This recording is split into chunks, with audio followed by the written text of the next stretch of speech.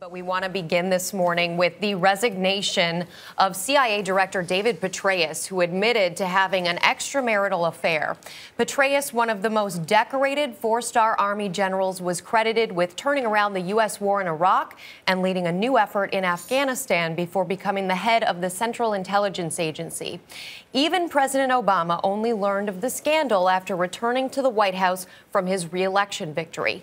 CBS News Homeland Security correspondent Bob Orr is in our Washington bureau, and good morning to you, Bob.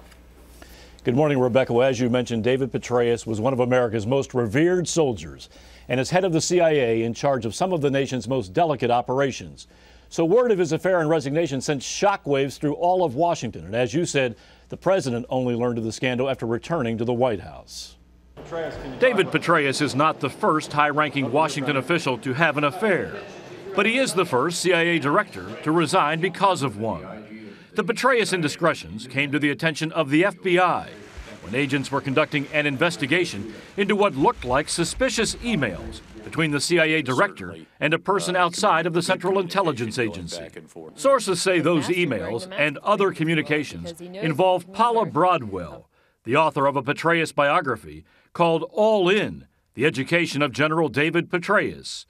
Broadwell spent time in Afghanistan while Petraeus was commander there, gathering material for her book.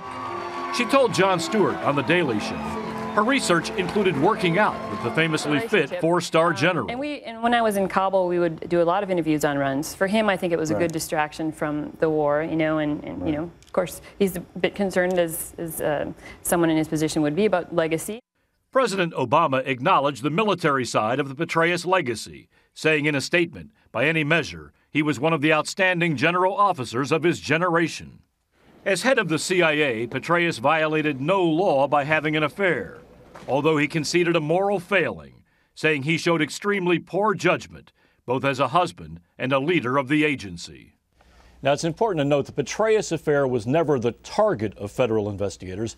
In fact, the FBI was concerned about Petraeus' computer. Perhaps it was compromised, potentially giving outsiders access to secret information.